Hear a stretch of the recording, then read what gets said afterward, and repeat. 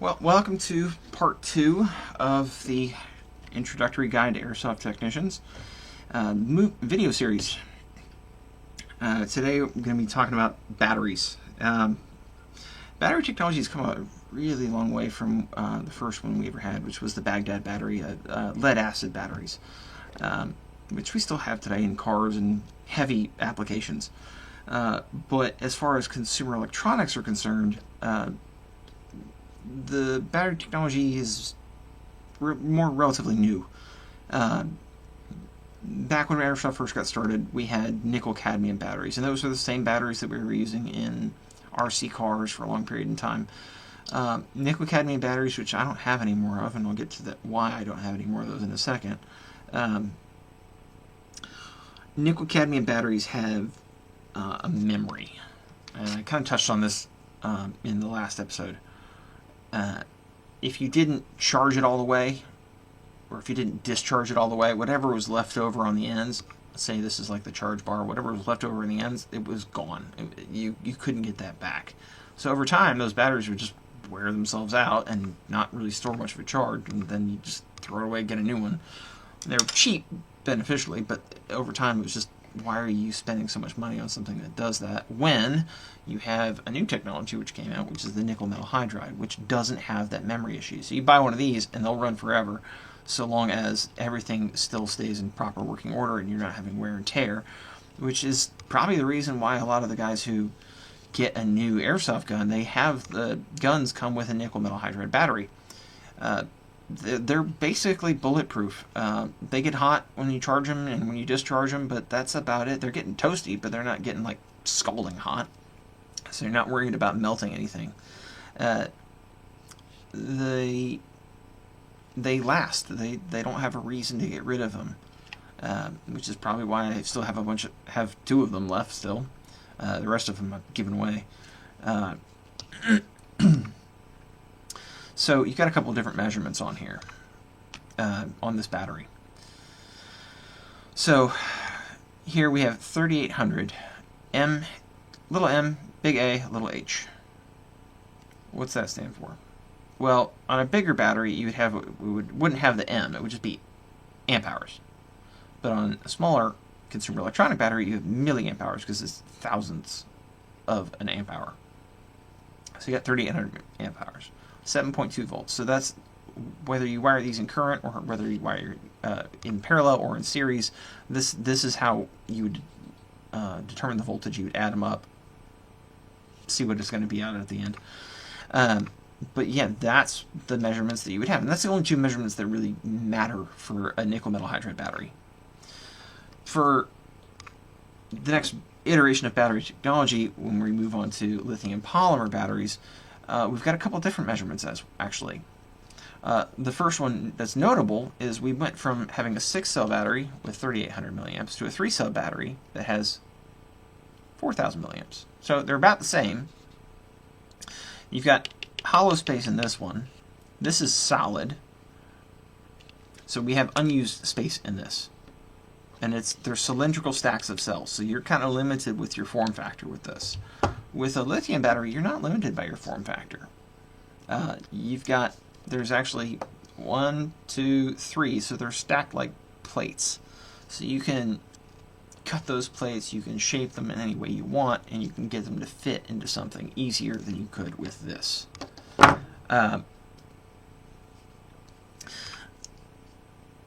But back to the numbers, so we've got our 4000 milliamp hours here. It doesn't actually say milliamp hours, but that's what that means. This has another number. It says 20C. Oh, what is C? Well, C is burst rating or flow rate, or basically, if you think about it in terms of fluid mechanics. If I've got a small hose, let's say that I've got. There we go. Let's say I've got a hose that's about that diameter versus a hose that's about that diameter, right? Which one can I flow water through faster? Which one can I get a higher volume of water out of? I get a higher volume of water out of this one, right? Depends on how much power I can deliver. How much power can you deliver, and how quickly can you deliver it? It's basically what the C rating is. So the higher the C rating, the higher the diameter of that hose. This is a 20C battery. You could use this in Airsoft. You could. I have used this in Airsoft for testing. It's a little bit on the low side, but if I've got a low draw, if I've got an airsoft gun that doesn't draw a ton of power, this is perfect. This works. Typically you're going to want to be within like the 25 to 35C rating, and that's the general consensus. Now, on the side of this, we've also got a couple different items. So I've got my continuous discharge. So I've got 20C or 80 amps. My max burst is 40C. So this has a max burst rate of 40C, which is good for airsoft. I can use this. The continuous discharge, so I'm going full auto, that's 20C. For like a single shot, 40C is fine. That's good. The minimum discharge volts per pack, 9 volts. See that right there. Max volts per pack, 12. It says 12.6 volts, right? Charge rate, 1C. Watt hours, 44.4. Okay, so that's pretty good, right? Right? Well, if I ran this continuously for, say, 20, 30 minutes, it'd probably be, at those last 10 minutes, be really low and not have as much power as I wanted. So, for each cell, our total cell voltage for this is 11.1. That's like the storage charge for this battery, actually. That's not actually how much charge this can hold. It can actually hold 12.6 volts. It's a 3-cell battery, right? So if we take 11.1, we divide it by 3, we get our storage charge per cell. Well, what's that work out to? It's about 3.6. Okay? So 3.6, right? 3.6 per 3.5, right around there. That's your storage charge for the battery. Now, the actual maximum charge per cell is actually 4.2. So 12.6 divided by 3 is 4.2. And that's the maximum charge for any lithium polymer cell is always going to be 4.2. It's just matter of fact. That's what it is. And your average storage charge for any lithium polymer cell is going to be 3.6, 3.5, around there. Storage charge is, I mean, so long as you're close, it's going to hold that. It's not going to degrade or anything like that. You'll be fine. So that's basically what a lithium polymer battery is. That's how that functions. Now, what's the benefit of a lithium polymer battery? Why does everybody switch to them? Well, because, again, going back to that fluid dynamics analogy, the power delivery of these things, you don't have, if you were to look at the power delivery differences between a nickel-based battery and a lithium-based battery, a lithium-based battery delivers the power pretty much instantly, and you get all the power, all the voltage, all the amps. You get it right there at whatever that battery is rated for. You're going to get that power with full charge. With a nickel battery, it kind of has to amp up. Amp, yes. It has to work its way up. It'll slowly deliver that charge. It has a warm-up delivery. Like, it'll start sending power, but it's going to take a minute for it to get there. So it's got like it's got a curve on the graph, or a curve on the graph, I should say it that way. Versus a lithium battery, that's a straight shot. It's just vertical. Power's there instantly. So you've got all the power right away, which is good for airsoft, because the second we pull that trigger, we want that piston to be slammed back and getting compressed and then launched. We want that round where we want it right away. That's fantastic. So why go from something that's bulletproof, you never have to worry about it, to something that is higher performance? Well, there's a good reason for that, and we just went over that, but there's also some drawbacks that come with that. So lithium polymer cells over time, they start swelling. Just like this one. I've had this one for probably like 6 years, and I've used it all the time. Eventually, those cells, they start getting puffy. So if I give that pinches, if I kind of pinch that, that's got some give to it, right? They start filling up with gas. And when the cells degrade, they leave off gas, and it fills those cells. But, well, why don't you put a vent in it? Well, if you put a vent in it, or if you puncture that, it's actually going to start spitting flames, because that stuff is caustic, and it's also reactive with oxygen. It reacts very poorly with oxygen. And that's why you have electric car fires that firefighters just can't put out. There's a couple cases where they had to just absolutely submerge them in water, or just dunk them in a river. And they pulled it out, and guess what? It caught back on fire again. I forget where that happened, but I do remember that being a thing. Which is probably why I'm not going to own an electric car, to be honest, because I don't really... if the battery gets punctured, I don't want to be anywhere near that thing. And heaven forbid I get knocked out in a car accident. So that's kind of what the lithium polymer battery drawback is.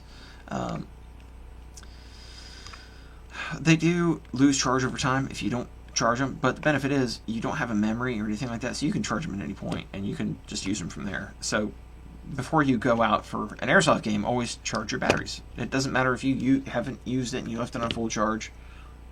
Charge it before you go every time. They do lose charge over time. It just leaves the cell.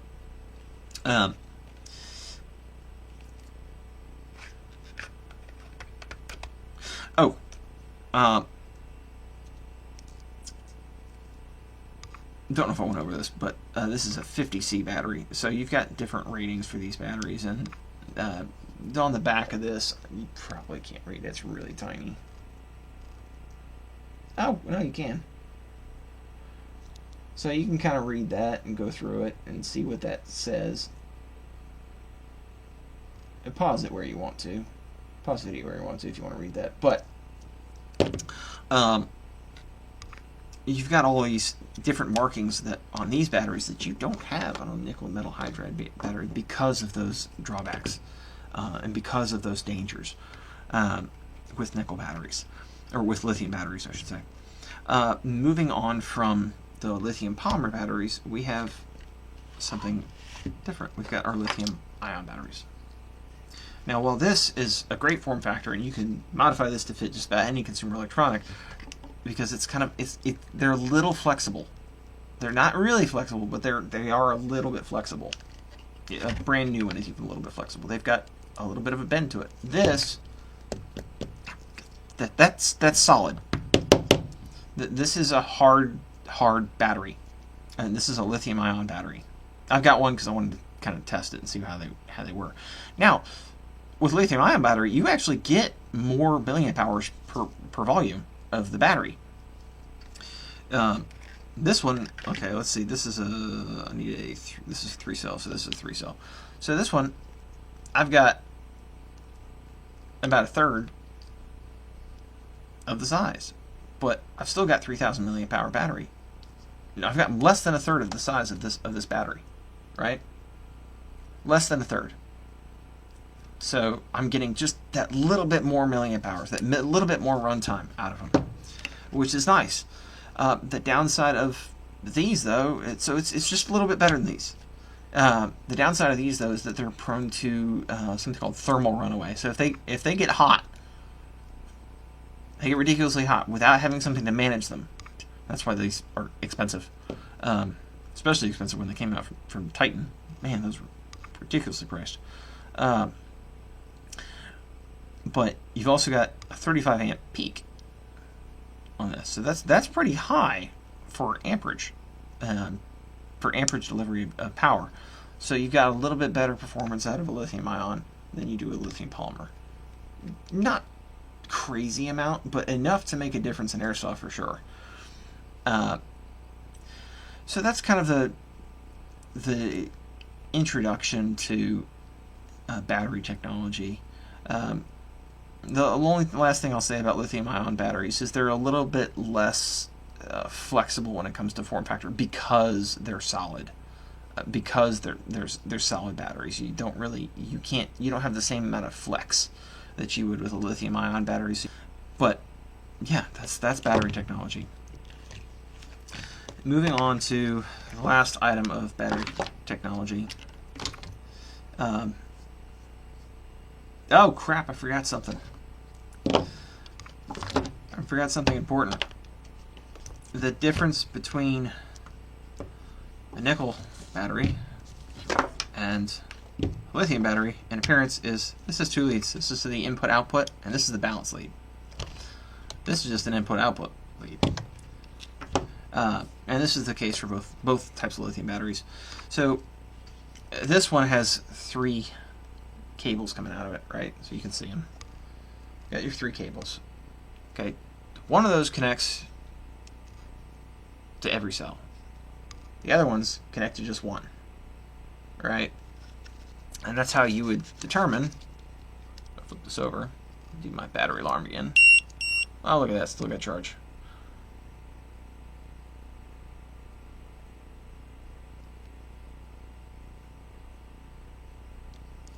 Turn that around so you can see it. That's how you would determine what the charge is per cell and what the total is per cell. Easy way to do that. That's actually kind of convenient by comparison with a nickel metal hydride battery. But those 2 leads, and I've heard horror stories about this. Oh, what's this stupid thing? Snip. Somebody, he gets a brand new lithium polymer battery. They just cut that lead off, and guess what? Guess what happens when you cut that lead off all at once? Well, you just shorted that connection, and you just fried whatever you used to cut it. I've accidentally done that before, actually. Not like cut it intentionally. Like I just cut the red one, and let's say I cut the red one and the yellow one at the same time, and I literally fried my wire cutters. They soldered. They welded themselves. The leads welded themselves to my cutters.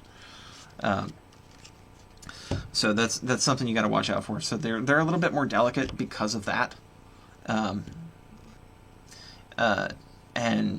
they're a little bit more prone to having issues than a nickel metal hydride battery. But the performance is worth it to us as airsofters. That's the end of that. I had to touch on that. I almost forgot about it. Moving on to the last item, which is chargers.